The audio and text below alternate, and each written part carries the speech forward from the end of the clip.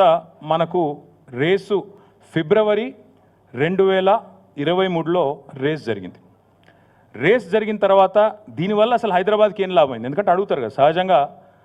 ఆ రోజు మొదటి రేస్కి ప్రభుత్వం వైపు నుంచి మనం పెట్టిన ఖర్చు మొత్తం హెచ్ఎండిఏ పెట్టింది. ఎందుకంటే హెచ్ఎండిఏ యాక్ట్లో చాలా స్పష్టంగా ఉంది. హెచ్ఎండిఏ చట్టంలో ఏం రాసింది అంటే హైదరాబాద్లో జరిగే ఏ లీజర్ యాక్టివిటీ అయినా, ఏ రిక్రియేషన్ యాక్టివిటీ అయినా దాన్ని ప్రమోట్ చేయడానికి హెచ్ఎండిఏకి పూర్తి అధికారం ఉంది. హెచ్ఎండిఏ యొక్క చైర్మన్ ముఖ్యమంత్రి గారు, హెచ్ఎండిఏ యొక్క వైస్ చైర్మన్ మున్సిపల్ మంత్రిగా ఆ రోజు నేనున్నాను. కాబట్టి హెచ్ఎండిఏ నుంచి ఒక 30-35 కోట్లు ఏదో ఖర్చు పెట్టినట్టు, నాకు ఎగ్జాక్ట్ నెంబర్ గుర్తులేదు, సబ్జెక్ట్ టు కరెక్షన్. 30-35 కోట్లు ఏదో ఖర్చు పెట్టాము.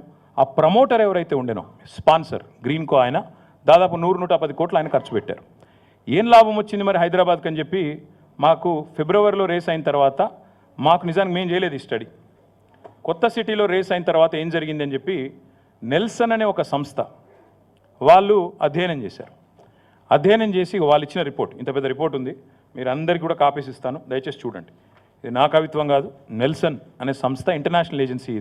ఇదేదో హైదరాబాద్లో అమీర్పేటలోనో లేకపోతే ఢిల్లీలో సిపిలోనో ఉండేది కాదు. ఇది నిజంగా కూడా ఒక రెప్యూటెడ్ ఇంటర్నేషనల్ ఏజెన్సీ. వారు ఇచ్చిన రిపోర్ట్. వారు ఏం చెప్పారంటే హైదరాబాద్ నగరానికి ఈ రేస్ వల్ల, ఫిబ్రవరి 23లో జరిగిన రేస్ వల్ల $82 మిలియన్ ఎకనామిక్ బెనిఫిట్ వచ్చింది నగరానికి.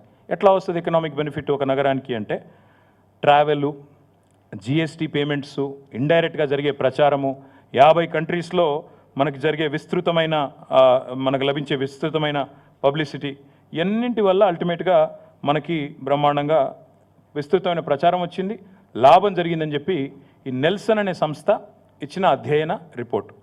సో జరిగిన ఖర్చు మొత్తం కలిపి ప్రైవేట్ ఆయన పెట్టింది 100-110 కోట్లు, మన ప్రభుత్వం ఆనాడు హెచ్ఎండిఏ రూపంలో పెట్టింది 35-40 కోట్లు, పెట్టిన ఖర్చు మొత్తం 150 కోట్లు అయితే $82 మిలియన్ లాభం జరిగింది అని చెప్పి నెల్సన్ రిపోర్ట్ చెప్పింది. అంటే అర్థం ఏంటి?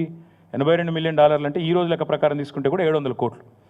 పెట్టింది 150 కోట్లు అయితే ప్రైవేట్ వాళ్ళు గవర్నమెంట్ కలిపి వచ్చింది దాదాపు 550 కోట్లు. ఇంకా అదనంగా ఎకనామిక్ బెనిఫిట్ వచ్చింది, హైదరాబాద్కి పేరు వచ్చింది అనేది వాస్తవం. అయితే ఇక్కడ ఏం జరిగింది అంటే హైదరాబాద్ పేరు వచ్చింది కానీ ఆ ప్రమోటర్ ఆయన గ్రీన్కో అంటే ఆయన నాకు పైసలు రాలేదు. ఎందుకంటే హైదరాబాద్ పేరు వచ్చింది, మీ సిటీకి పేరు వచ్చింది, మీ గవర్నమెంట్కి పేరు వచ్చింది, కానీ నాకు పడతలు కాలేదు. ఇక్కడ నేను 110 కోట్లు ఖర్చు పెట్టినా అనుకున్నంత రాలేదు. కాబట్టి నేను వెనకపోతున్నా, నేను నెక్స్ట్ ఇయర్ నేను చేయలేను, మీరు ఎవరినైనా వేరే వాళ్ళను చూసుకోండి స్పాన్సరు అని చెప్పి వారు చెప్పినారు. చెప్పిన తర్వాత ఏమైంది, మేము ఇక 2023 was a busy year for us.